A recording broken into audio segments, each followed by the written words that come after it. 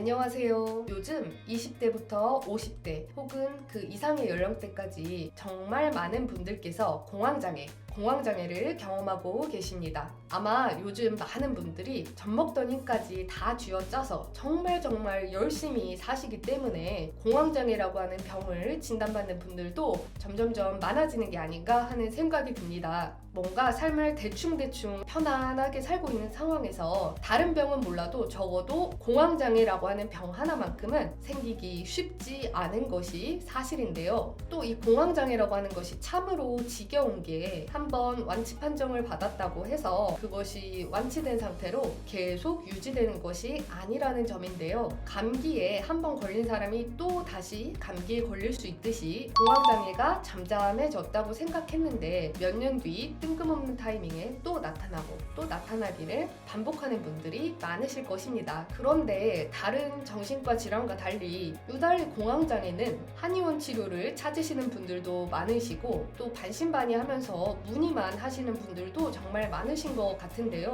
그래서 오늘 영상을 통해서 왜 공황장애 환자분들은 다른 정신과 질환의 환자분들에 비해서 유달리 한의원 진료를 많이 문의하시는지, 그리고 왜 한의원 치료를 많이 찾으시는지, 한의원 치료를 받으면 어떤 부분이 도움이 될 수 있는지 오늘 이런 부분을 중점적으로 소개해 드리려고 합니다. 또한 제가 한의사임에도 불구하고 특히나 다른 어떤 질환보다 공황장애 환자분들께는 한의원 치료가 상당히 도움이 될 수 있다고 자신있게 말씀드리는 이유가 하나 있는데요. 오늘 그걸 자세하게 말씀드릴 겁니다.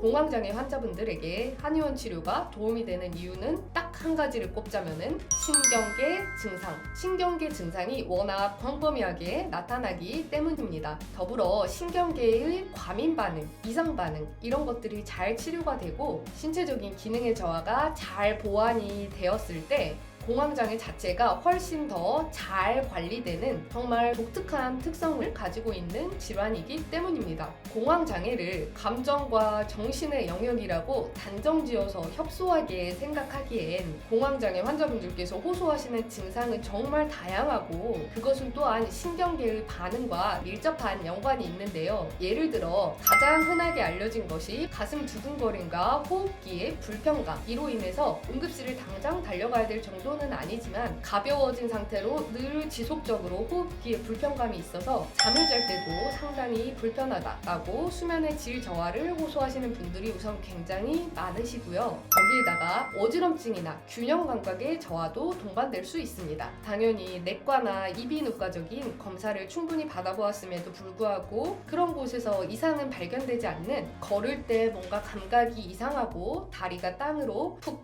꺼지는 것 같은 그런 느낌을 말씀드리는 거고요. 또 예를 들자면 어지간한 소화제가 제대로 듣지 않는 극심한 소화 불량을 호소하시는 경우도 있는데 이것도 공황장애에 의한 자율신경계의 과민 반응에 해당합니다. 특히나 몸이 여기저기 저릿저릿하거나 시리거나 화끈화끈거리거나 아프다라고 호소하시는 경우가 많이 있고요. 그 다음으로 갱년기도 아닌데 괜히 얼굴로 열이 치받아 오르는 느낌이 든다고 하시는 경우도 있습니다. 저희 한의원이 신경계통을 특화진료하는 한의원이다 보니 처음에는 몸이 여기저기가 저리고 쓰라리고 아프다 이런 느낌 때문에 내원하셨다가 결국에는 공황장애로 상담을 이어가게 된 사례의 분들이 정말 많으셨는데요.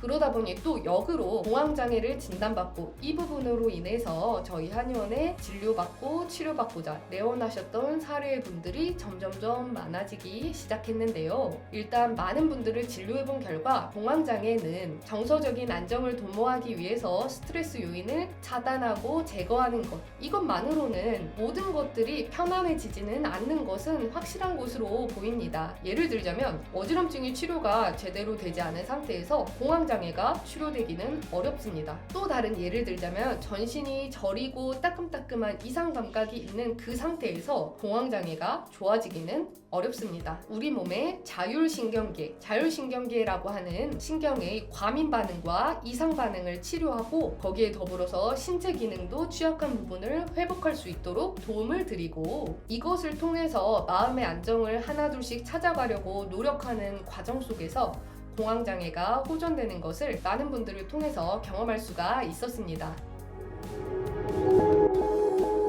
오늘의 결론을 말씀드리자면 공황장애가 오랫동안 지속되어 온 환자분들이라면 그 무엇보다도 자신의 몸, 그러니까 자신의 몸에 어떠한 이상 반응이 있는지 그 부분을 좀 중점적으로 확인해 보셨으면 좋겠습니다.